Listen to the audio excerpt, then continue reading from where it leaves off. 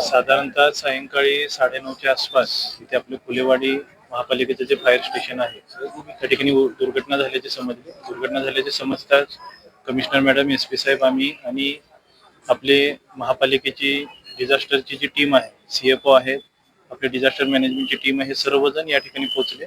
या ठिकाणचे जे नागरिक होते त्यांनीही रेस्क्यू ऑपरेशनमध्ये मदत केली. एकूण जे काही 7 लोक या ठिकाणी होते, जे कॉन्ट्रॅक्टरने जी माहिती सांगितली, ते 7 लोक सर्वांना रेस्क्यू करण्यात आलं.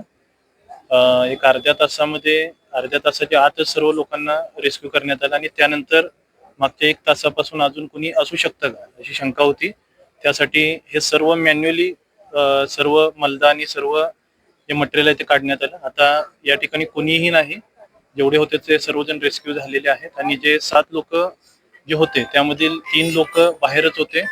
4 लोक जे आपण CPR मध्ये जे पाठवलेले होते त्यामधील 3 लोकांची परिस्थिती चांगली आहे आणि 1 जण आहे ते आता त्या ठिकाणी मयत म्हणून घोषित करण्यात आलेलं आहे. त्यांचं पोस्टमॉर्टम करून त्यानंतर काही आहे ते निदर्शनास येईल. अशी आताची वस्तुस्थिती आहे आणि बाकी जे अपडेट आहे या घटनेबाबतची सर्व माहिती हे सर्व डिटेलमध्ये उद्या घेऊन उद्या सर्व कळवलं जाईल.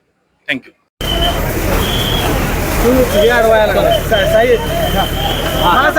काय किती वाजताची घटना आहे, काय घडले मला सांगा. 9:15च्या दरम्यान काम आम्ही करत होतो.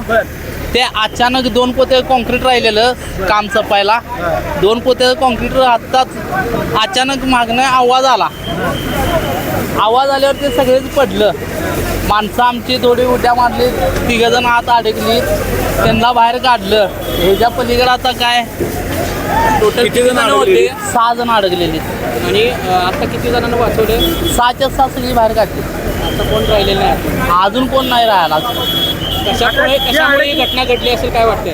काही कल्पना नाही. जी अडकली होती त्यांची काय प्रकृती कशी आहे काय सांगा. दवाखान्यात जाऊन बघायला पाहिजे. इथून तर एकाच्या पायाला लागले, त्यालाच कमरेला पण मार बसला. एकाच्या हाताला लागले.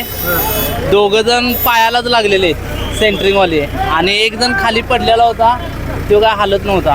किती दिवसांपासून काम चालू होते? हे काम फास्टच आहे. किती दिवस चालू आहे? काय कल्पना नाही.